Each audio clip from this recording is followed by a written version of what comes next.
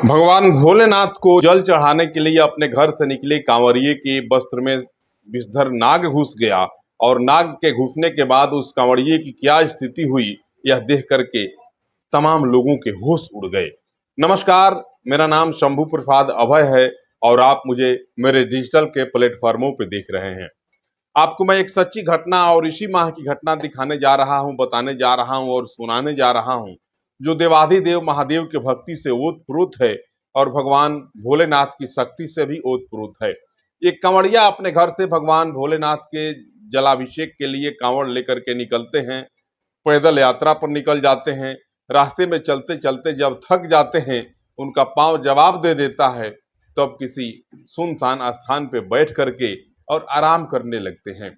आराम करते करते उस कांवड़िये को नींद आ जाती है और बैठे बैठे जैसे झपकी लेते हैं, इसी दरमियान जो है उनके वस्त्र में अर्थात उनके कुर्ते में एक बहुत बड़ा विषैला नाग घुस जाता है और जैसे वह नाग घुसता है, वस्त्रों में प्रवेश कर जाता है, उस कांवड़िये की नींद खुलती है और कांवड़िये को लग जाता है कि मेरे वस्त्र में झाड़ियों से आकर के कोई विषैला नाग घुस गया है। नाग के घुसने के बाद जो है वे कांवड़िये जो हैं पूर्ण रूप से अपने शरीर को साध देते हैं, स्थिर हो जाते हैं और अपने जुबान से आसपास के कुछ लोगों को आवाज देकर के बुलाते हैं और इशारा करते हैं। आसपास के लोगों की दृष्टि जब उस वस्त्र पर पड़ती है तो वे लोग भी देख करके कहते हैं कि वास्तव में कोई नाग जो है इस कांवड़िये के वस्त्र में घुस गया है।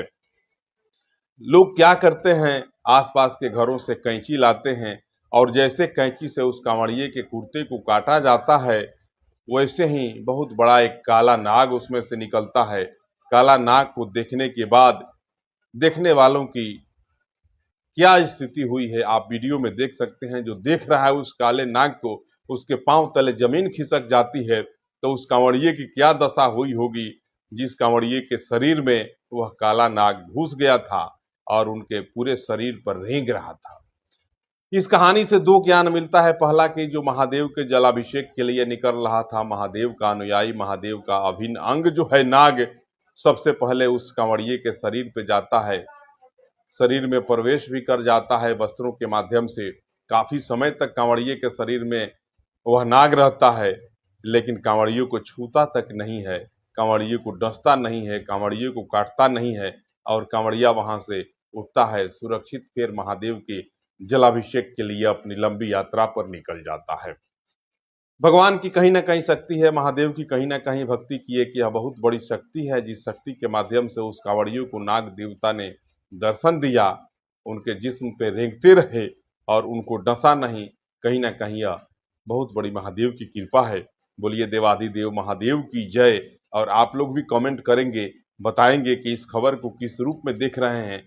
तस्वीरें स्क्रीन पे चल रही हैं, तस्वीरों को आप देख रहे होंगे किस प्रकार से कांवड़िये के जिस्म में घुसता है वह सर्प और कैसे आसपास के कांवड़िये कैंची के माध्यम से उसके कुर्ते को काटते हैं और उस विषैले नाग को उसके जिस्म से बाहर निकालते हैं, उसके कुर्ते से बाहर निकालते हैं। तस्वीरें गवाह हैं और तस्वीरें कभी झूठ नहीं बोलती हैं। यह आस्था की बहुत बड़ी एक कहानी मैं आपको बता रहा था। आप भी कमेंट करेंगे और बताएंगे कि आप सावन के इस पावन माह में कांवड़िया और इस विषधर सर्प के बीच घटित इस घटना को किस रूप में देख रहे हैं। तब तक के लिए तमाम लोगों को मेरा सादर प्रणाम।